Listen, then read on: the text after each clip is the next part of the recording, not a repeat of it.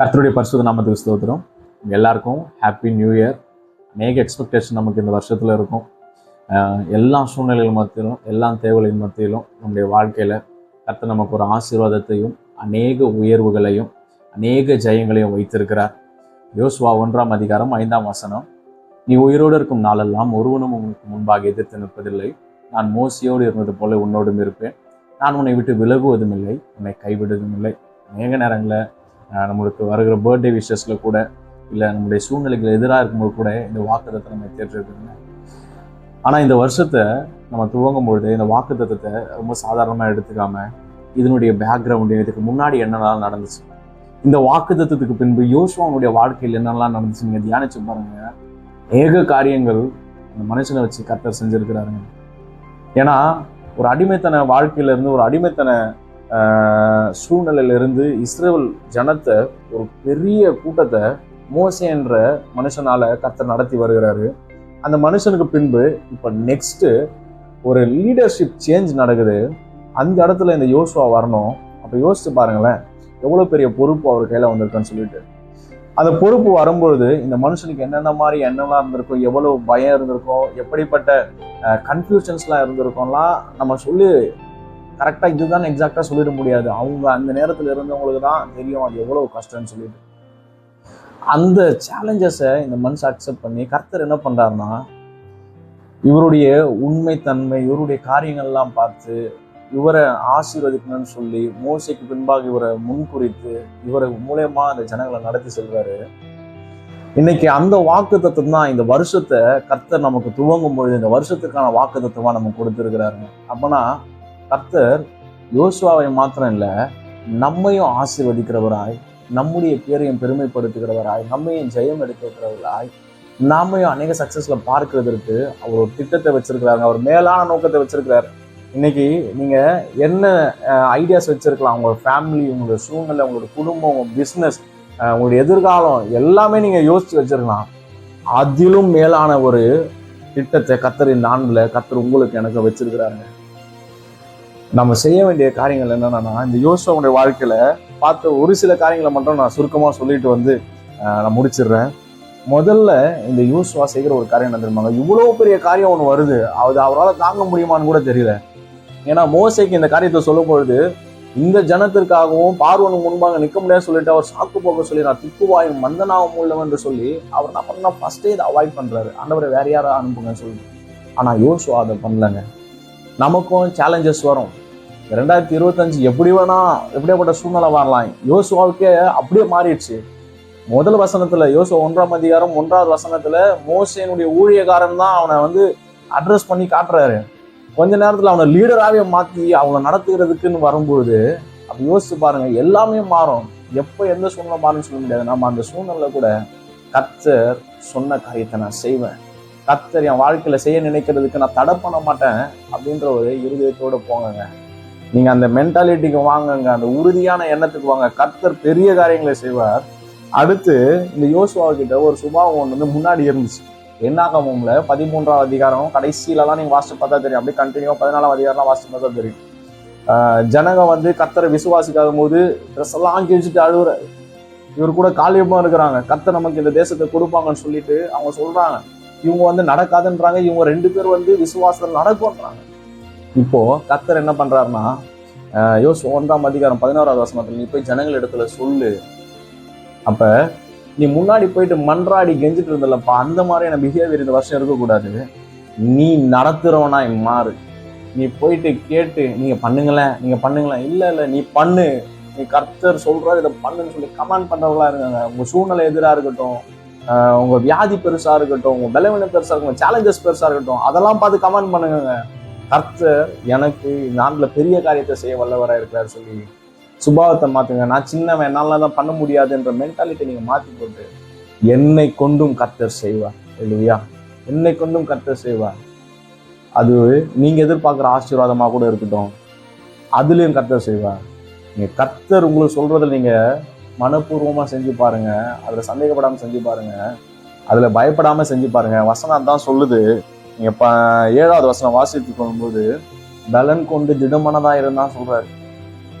மேலே 10வது வசனம் வாசிக்கும் போது நான் உன் கூட தான் இருக்கிறேன்னு சொல்றாரு. அப்ப அவர் நம்ம கூட இருக்கும்போது நாம இந்த சுபாவத்தை மாற்றிக்கொள்ளணும். அடுத்து அவர் அந்த ஃபீல்டுக்குள்ள இறங்குறாருங்க. ஐயோ இந்த வருஷம் எப்படி போகுமே தெரியலையே. நிறைய நேரத்தில் டவுட்ஸ் நிறைய பேருக்கு வரும், எல்லாருக்கும் டவுட்ஸ் வரும், இவங்களுக்கும் வந்திருக்கலாம். ஆனால் இவர் அந்த டவுட்ஸுக்கெல்லாம் இடம் கொடுக்கலங்க. கர்த்தர் சொல்லிட்டாரு போ சொல்லி 2 பேரும் அனுப்புறாங்க. அங்கே ரிஸ்க் எடுத்து தான் போறாங்க. அங்கேயும் அவங்களுக்கு பிரச்சனை வருது. ஆனால் விசுவாசத்தோடு போகும்போது அவங்களுக்கு அந்த சூழ்நிலைலாம் ஒரு பிரச்சனையாவே இல்லைங்க. அங்கேயும் அவங்களுக்கு உதவி செய்கிறதுக்கு ஒரு பெண்மணியை பயன்படுத்துறாரு. பெண்மணி ஒன்றும் ஒரு நல்ல பெண்மணிலாம் இல்லைங்க. வாழ்க்கையே ரொம்ப வெளியே சொல்லிக்க முடியாத ஒரு வாழ்க்கை வாழ்கிற ஒரு பெண்மணி. ஆனால் அவளுடைய வாழ்க்கையை மாறுது இவங்களுக்கு உதவி செய்யறதுனால. பாருங்க, நாம அவருடைய வார்த்தையின்படி போக போக போக கர்த்தர் நம்மையும் ஆசீர்வதிக்கிறாரு. நம்ம மூலமாக மற்றவர்களுடைய வாழ்க்கையை மாற்றி ஆபத்திலிருந்து அவங்களை காப்பாற்றி அவங்களையும் ஆசீர்வதிக்கிறத பார்க்க முடியும். யோசுவா 2ஆம் அதிகாரம் 1ஆம் வசனத்துல இருந்து நீங்க வாசித்து பார்த்தா தெரியும் யார் அந்த பெண்மணி, அவங்க என்ன காரியங்கள் செஞ்சாங்களோ நீங்க பார்க்க முடியும். அடுத்து 3ஆம் அதிகாரத்துக்கு நீங்க வந்தீங்கன்னா யோசுவா 3ஆம் அதிகாரம் 5ஆம் வசனத்துல இன்றைக்கு பரிசுத்தம் பண்ணுங்கப்பா, கர்த்தர் உங்க நடுவுல அற்புதங்களை செய்வார்னு சொல்லப்படுது. அப்ப நாம அவருக்காக செய்ய நினைக்கும்போது டவுட் இல்லாம செய்யும்போது கர்த்தர் நம்மையும் ஆசீர்வதிக்க நம்ம மூலியமா மற்றவர்களை ஆசீர்வதிக்கிறார். அடுத்து என்ன பண்றாங்கன்னா அற்புதங்களை நம் நடுவில் செய்கிறவரா இருக்கிறார். பரிசுத்தம் ரொம்ப முக்கியங்க. நம்ம எல்லா முறையும் போயிட்டு ஆண்டவரே பரிசுத்தம் பண்ணுங்க, பரிசுத்தப்படுங்க கேட்டு திரும்ப திரும்ப அந்த பாவத்தை ரிப்பீட் பண்ணுகிற ஒரு வருஷமா நம்ம இருக்கிற இந்த வருஷம் கர்த்தருக்காக நம்ம பரிசுத்தம் என்று கொடுக்குற ஒரு ஜீவ பலியா நம்ம கொடுக்கணுங்க. நம்மளோட சரீரத்தை ஜீவ பலியாக கொடுக்குறோங்க. ரோமர் 12ஆம் அதிகாரம் 1-2 வசனம் வாசிக்கும்போது இந்த சரீரத்தை பரிசுத்தமும் தேவனுக்கு பிரியமான ஜீவ பலியாக கொடுக்க சொல்லப்பட்டதை பார்க்க முடியாது. நாம அவருக்கு வந்து அர்ப்பணித்து ஒரு வாழ்க்கையை வாழ்கிறவர்களா இருக்கணும். அப்போ அங்க சொல்லப்படுது அற்புதங்களை அவர் செய்கிறார். அவங்க பரிசுத்தம் பண்ணி போகும்போது அந்த உடன்படிக்கை பெட்டிய அந்த ஆசாரியர்கள் சுமந்து கொண்டு போகும்போது வசனம் சொல்லுது அவங்க உள்ளங்கால் பட்ட உடனே யோர்தான் குவியலான் நின்றதுன்னு சொல்லி. அப்ப கர்த்தருடைய உடன்படிக்கை அவருடைய வசனம், அவருடைய வசனத்தின் மூலமா நம்ம இன்னும் நம்மளை பரிசுத்தப்படுத்திட்டு நம்ம முன்செல்ல எதிரா என்ன தடைகள் வந்தாலும் யோர்தானே வந்தாலும் கர்த்தர் அது குவியலா நிற்க வைப்பாருங்க. அந்த அற்புதங்களை பார்க்க செய்வாங்க. நம்மள இதெல்லாம் செய்கிற தேவன். அவர் சொன்னார்ல, உயிரோடு இருக்கும் நாளளவும் ஒருவனும் உனக்கு முன்பாக எதிர்த்து நிற்பதில்லை, நான் மோசையோடு இருந்தது போல உன்னோட கூட இருப்பேன், நான் உன்னை விட்டு விலகுவதில்லை, உன்னை கைவிடுன்னு சொல்லி அழகா சொல்லப்படுது. 3ஆம் அதிகாரத்துல 7ஆம் வசனத்திலையும் அவர் அதான் சொல்றாரு, நான் மோசையோடு இருந்தது போல உன்னோடு இருக்கிறத இந்த ஜனத்துக்கு காட்டுவேன், இந்த இஸ்ரவேல் ஜனத்தை பார்க்க செய்வேன்னு சொல்லிட்டு 6ஆவது அதிகாரம் 1ஆம் வசனத்தை வாசிச்சு பார்த்தா தெரியும். இந்த ஜனங்க ஏற்கனவே பார்வோனையும் எகிப்தரையும் அழித்ததை பார்த்துட்டு அவங்களுடைய நம்பிக்கை அற்று போயிடுச்சுன்னு சொல்லப்படுது. அவங்க நம்பிக்கை அற்று போயிட்ட அப்புறம் அடுத்த ஒரு சம்பவம் நடக்குது. இந்த யோர்தான் குவியலா நிற்குது. 6ஆம் அதிகாரம் 1ஆவது வசனம் அழகா சொல்லுது, இவங்க வராங்கன்னு தெரிஞ்ச அப்புறம் அந்த கோட்டையை விட்டு அந்த ஜனங்க வெளியவும் வரல, வெளியே இருக்கவங்க உள்ளேயும் போல.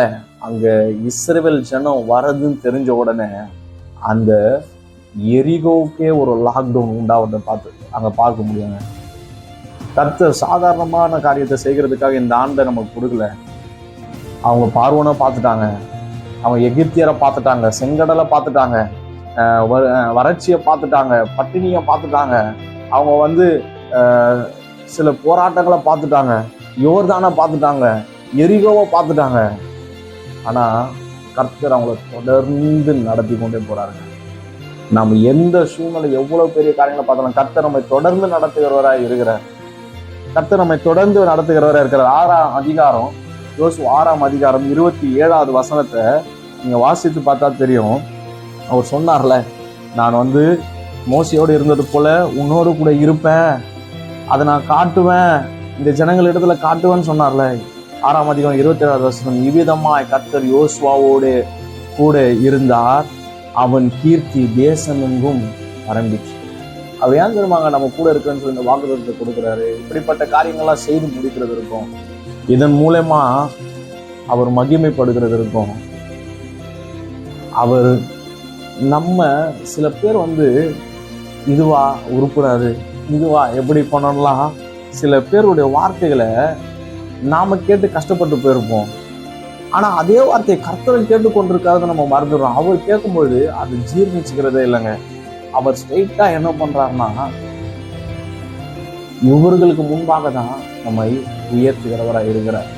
அங்க வசனம் சொல்லப்படுது, யோசுவா 3:7 கர்த்தர் யோசுவாவை நோக்கி, நான் மோசையோடு இருந்தது போல உன்னோடு இருக்கிறேன் என்பதை இஸ்ரவேலர் எல்லாரும் அறியும்படிக்கு, ஹல்லேலூயா, இஸ்ரவேலர் எல்லாரும் அறியும்படிக்கு இன்று அவர்கள் கண்களுக்கு முன்பாக உன்னை மேன்மைப்படுத்துவேன். அந்த மேன்மைப்படுத்துவேன்னு சொன்ன தேவன் 6 கடைசி வசனத்துல அவருடைய கீர்த்தியை பரம்ப செய்தார்கள். வாக்குத்தத்தத்தை சாதாரணமா கர்த்தர் நமக்கு இந்த வருஷத்துல கொடுக்கலாங்க. ஒவ்வொரு நாளும் தியானிங்க, ஒவ்வொரு நாளும் தியானிங்க. ஒரு எக்ஸைட்மெண்ட்டோட, அப்பா இந்த வருஷம் எதுவும் குவிட் பண்ண மாட்டேன் ராஜா, நான் எதுக்கணும் சொல்ல மாட்டேன், என் பழைய சுபாவத்தை நான் இடம் கொடுக்க மாட்டேன், நான் இறங்கி பண்ணுவோம்பா, அதுல எந்த டவுட் பண்ண மாட்டேன், நான் என்னை பரிசுத்தமா வச்சுப்பேன், நான் தொடர்ந்து அந்த கிரியை, உம்முடைய காரியத்தை நான் அந்த விசுவாச கிரியை செய்வேன், நீங்க எனக்கு உதவி செய்யுங்கன்னு சொல்லிட்டு உங்களுடைய ஆவிக்குரிய வாழ்க்கையில மிகவும் ஜாக்கிரதையோட கர்த்தரோட உறவு கொண்டு நீங்க உங்க வாழ்க்கையை நடத்துங்க. கர்த்தர் உங்களை கொண்டு பெரிய காரியங்களை செய்ய வல்லவராக இருக்கார். நம்ம கொண்டு இந்த வருஷத்தை அவர் ஆசீர்வாதத்தையும் அவர் நம் மூலமாக அநேகரை ஆசீர்வதிக்கிறவர்களாயும் நம்மை கொண்டு வெற்றிகளை பார்க்க வைக்கிற ஒரு ஆண்டாகவும் நம்ம நினைச்சு கூட பார்க்க முடியாத காரியங்களை செய்கிறவராக இருக்கிறாருங்க. தொடர்ந்து கர்த்தரிடத்துல ஒப்பு கொடுங்க. கர்த்தர் உங்களை ஆசீர்வதிப்பாராக. Happy New Year. God bless you. Amen.